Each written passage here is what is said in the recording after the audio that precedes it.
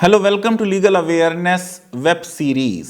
आज जो बात आपसे करनी है, ये केरला हाई कोर्ट का जजमेंट है 9 अप्रैल 2021 का। डिविजनल बेंच है, 2 जजेस की, जस्टिस मोहम्मद मुश्ताक और जस्टिस CI डायस। बहुत बड़े प्रश्न पे ये जजमेंट आया है।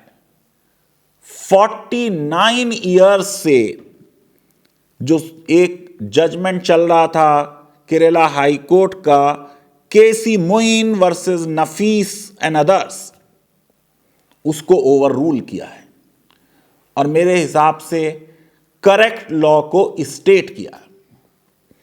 प्रश्न यह है कि हमारे देश में बहुत बहस हुई मुसलमान मर्द की 3 तलाकों पे।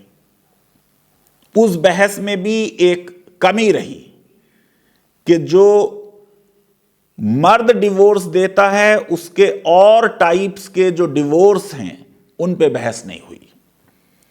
सिर्फ ट्रिपल डिवोर्स पे बहस हुई, जिसको जूरिस्प्रूडेंस में most disapproved form of divorce कहा गया, जिसको खुद पर्सनल लॉ बोर्ड ने सुप्रीम कोर्ट में सिंफुल कहा था। अब प्रश्न यह है कि जिस तरीके से एक मुसलमान मर्द डिवोर्स दे सकता है,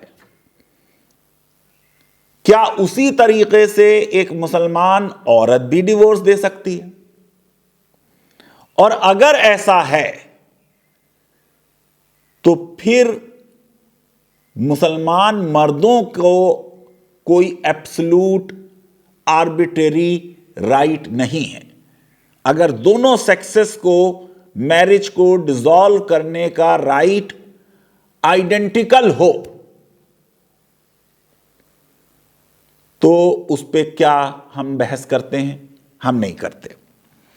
जो मुद्दा इस केस में था कि कई मुसलमान औरतों ने अपने हस्बैंड्स से अलहदगी इख्तियार की, फैमिली कोर्ट्स ने कुछ फैसले दिए। क्वेश्चन इतना सा था कि क्या कोई मुसलमान औरत एक्स्ट्रा जुडिशियल डिवोर्स दे सकती है? सारा कंफ्यूजन ऐसे होता है कि हम चीजों को समझते नहीं। हमारे उलमाए किराम चीजों को कंफ्यूज कर देते हैं। हम औरतों को वो राइट्स जो इस्लाम ने दिए हैं अपने इंटरप्रिटेशन से डिनाई करने की कोशिश करते। जिस तरीके से एक मर्द को तलाक देने का राइट है, उसी तरीके से औरतों को भी तलाक देने के कई टाइप्स इस्लाम में प्रोवाइड किए हुए हैं।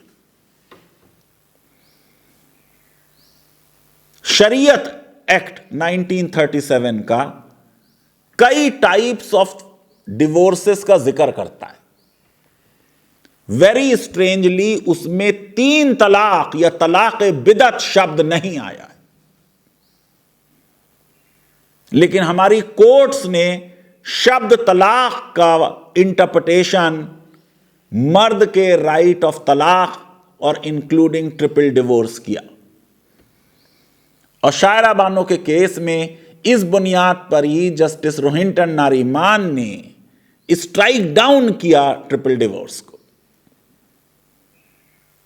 1937 का ये लॉ है, शरीयत एप्लीकेशन एक्ट, जो कहता है in matters of marriage, divorce, gift, waqf, inheritance, succession, अगर दोनों पार्टीज मुसलमान हैं तो they will be governed by Muslim law.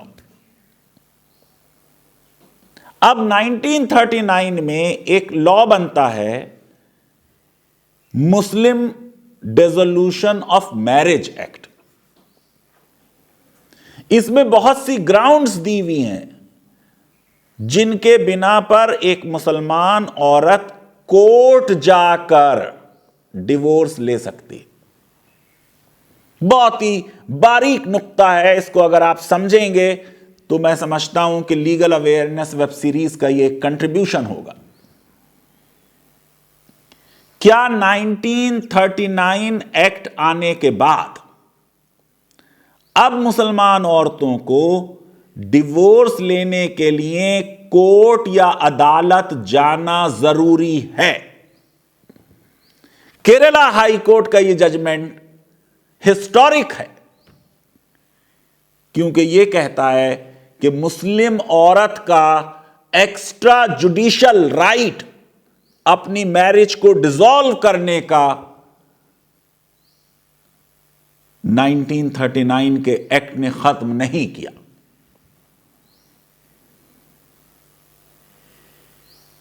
इन दो जजेस ने यह इंटरप्रिटेशन दिया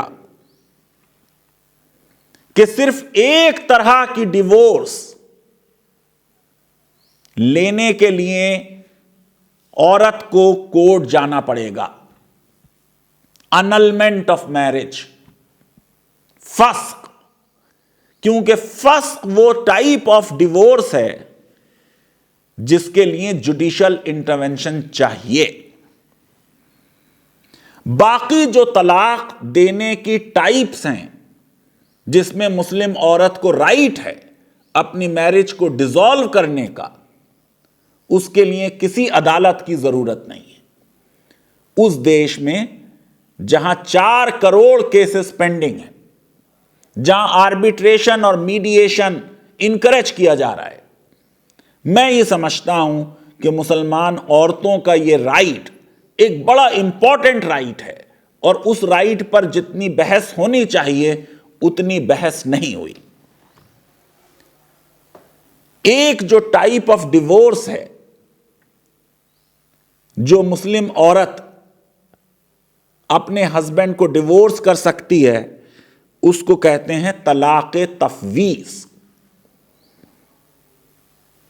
यह डिवोर्स बाय कॉन्ट्रैक्ट है। मैरिज कॉन्ट्रैक्ट में हस्बैंड एंड वाइफ ये एग्री करते हैं कि अगर हस्बैंड कॉन्ट्रैक्चुअल ऑब्लिगेशंस मैरिज के पूरे नहीं करता तो वाइफ उसको तलाक दे देगी। 3 तलाक का हमने बहुत जिक्र सुना, तलाक़ तफवीज़ का कोई जिक्र नहीं सुना। मैंने पूरा आर्टिकल हिंदू में लिखा था जिस समय यह डिबेट चल रही थी। दूसरे जिसका जिक्र थोड़ा थोड़ा हमारे पब्लिक स्पेस में होता रहा है, उसको कहते हैं खुला। लेकिन खुला के लिए हम लोगों ने ये डिस्कशन करके और हमारे उलमाए किराम ने भी कंफ्यूज करके ये कह दिया कि खुला जब ही मिल सकता है जब हस्बैंड राजी हो, और खुला जब ही मिल सकता है जब वाइफ अपने डावर को या जो गिफ्ट्स उसे दिए हैं हस्बैंड ने उनको वापस लौटा दे। केरला हाई कोर्ट के इस जजमेंट ने यह कहा कि कुरान के चैप्टर 2 सूरह बकरा की जो वर्सेस नंबर 228 और 229 है, वो तलाक देने का similar right husband and wife को देते।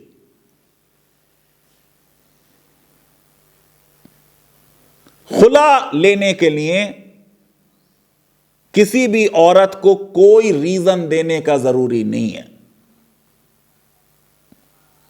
अगर उसे हस्बैंड की शक्ल पसंद नहीं है, बहुत अच्छा है, बहुत ख्याल रखता है, तो भी वो खुला ले सकती है। ये उसका राइट है। अगर वो हस्बैंड के साथ नहीं रहना चाहती तो कोई उसे डिक्टेट नहीं कर सकता, जबरदस्ती नहीं कर सकता कि मैरिज बचाने के लिए तुम रहो। तो कुरान में इस मामले में ओपन एंडेड बात रही, लेकिन फिर प्रॉफिट की ट्रेडिशन से इसमें एक रास्ता नजर आया। अब इब्ने अब्बास की यह हदीस है कि थाबित बिन कैस की वाइफ प्रॉफिट के पास गई और उन्होंने कहा कि मुझे इससे डिवोर्स चाहिए। तो प्रॉफिट ने कहा कि वो गार्डन जो थाबित ने तुम्हें दिया है, क्या तुम वापस करने को तैयार हो? उसने कहा हां। और प्रॉफिट ने फिर थाबित से कहा कि इसको डिवोर्स दे दो।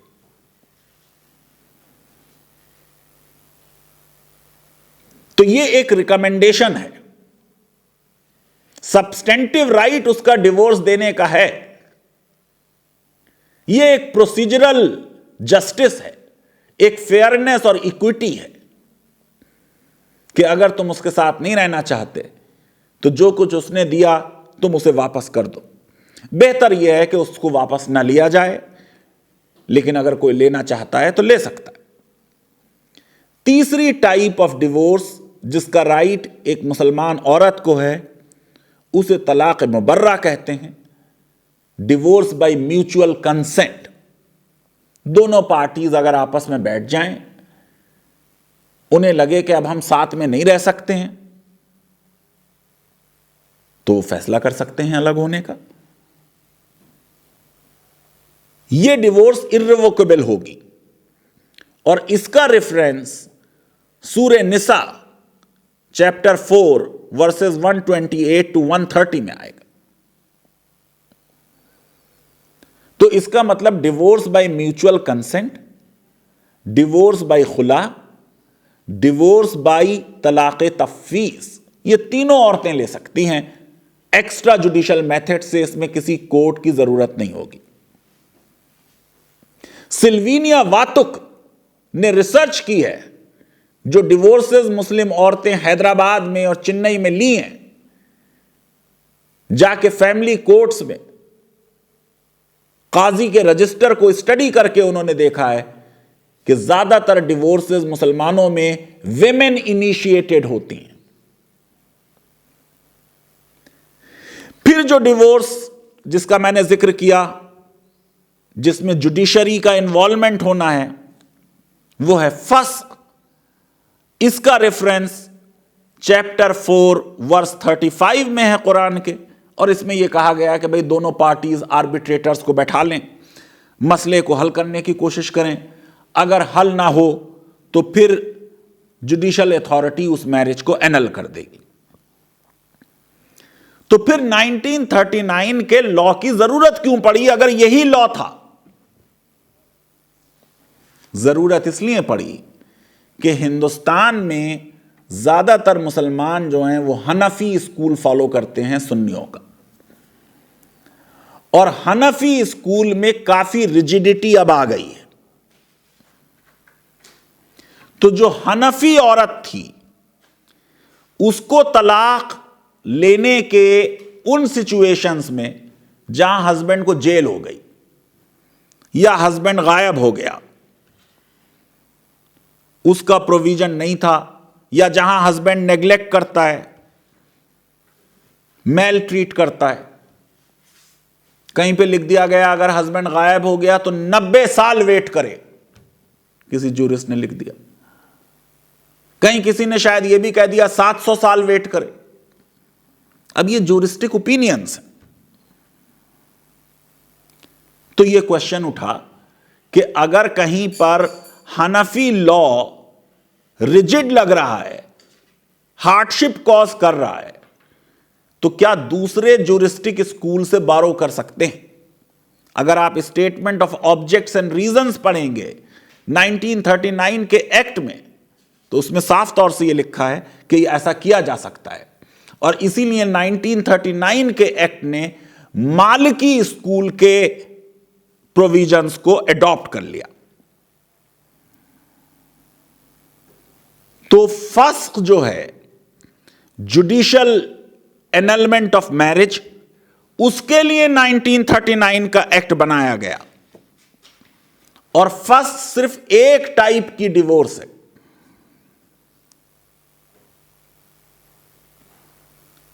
दरअसल ट्रांसलेशन गलत हो गया। जो काज़मी बिल था उसमें उर्दू में लिखा हुआ था कानून फस्क़े निकाह। जो इंग्लिश में ट्रांसलेशन हो गया वो फस्क को डिसोल्यूशन कर दिया और यह कह दिया कि अब किसी भी तरह की तलाक लेने के लिए एक मुसलमान औरत के पास सिर्फ एक ही चारा है कि वो अदालत जाए और आपको मालूम है अदालत में साल डिवोर्स नहीं मिलती, उसकी जिंदगी बर्बाद हो जाती है। हिंदू मैरिज एक्ट के तहत भी डिवोर्स की जो प्रोसीजर है वो बड़ी कम्बरसम है। कई केसेस ऐसे हुए कि 2-2, 3-3 डिकेड्स गुजर गई, शादी एक दिन की थी, डिवोर्स में 27 साल लग गए, वो भी जब सुप्रीम कोर्ट को आर्टिकल 142 की पावर यूज करनी पड़ी, extraordinary to do the complete justice. First को क्योंकि डिसोल्यूशन ट्रांसलेट कर दिया, उसकी वजह से मुसलमान औरतों के लिए एक्स्ट्रा जुडिशियल डिवोर्स के रास्ते बंद हो गए। इस जजमेंट ने जो केरला हाई कोर्ट का आया है, साफ तौर से इस बात को माना है कि तलाक तफवीज, खुला और तलाक मुबर्रा, ये तीनों एक्स्ट्रा जुडिशियल डिवोर्सेस का राइट मुसलमान औरत को है। और यह बात कि खुला के लिए यह जरूरी है कि वो सामान वापस करे, इस पे कुछ ज्यूरिस्टिक डिस्प्यूट है, लेकिन इवन कंजर्वेटिव मौलाना अबुल अला मौदूदी ने भी अपनी किताब हुकूकुज़ ज़ौजैन में लिखा है कि खुला का राइट तलाक की तरह है, यानी जैसे हस्बैंड को राइट है डिवोर्स का, वैसे ही वाइफ को राइट है डिवोर्स का। अब फिर अगर आप देखें कि जुडिशरी ने इससे कैसे डील किया, तो प्रिवी काउंसिल का जजमेंट है, लुतीफुतुन निसा का केस है 1861 का। क्या कहा प्रिवी काउंसिल ने कि अगर वाइफ सरेंडर ना करे कंसीडरेशन, उससे जो उसने खुला दिया है, मैरिज को तोड़ दिया है, उसकी वैलिडिटी पे फर्क नहीं पड़ता। मसरूर अहमद वर्सेस एनसीटी दिल्ली 2008 का जस्टिस बदर दुर्रेस का जजमेंट है।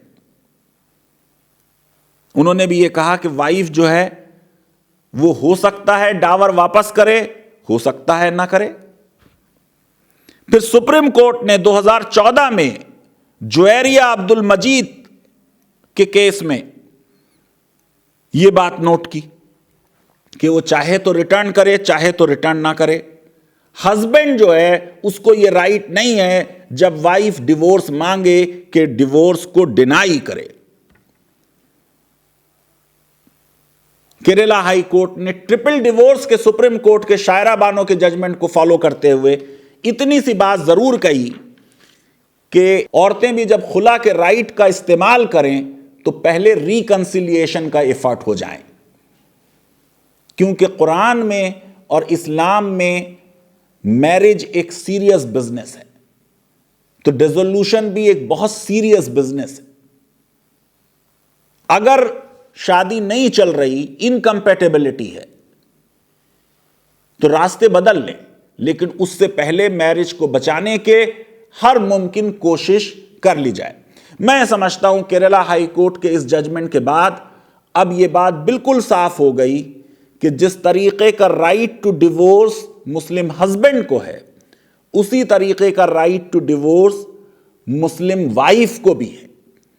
और वो कई तरह की ऐसी डिवोर्सेस हैं जो बिना कोर्ट को गए हुए अपने हस्बैंड से छुटकारा पा सकती है, मैरिज को डिसॉल्व कर सकती है।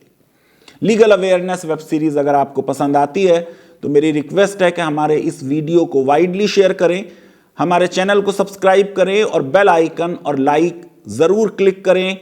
कोरोना के प्रोटोकॉल को सख्ती से फॉलो करें।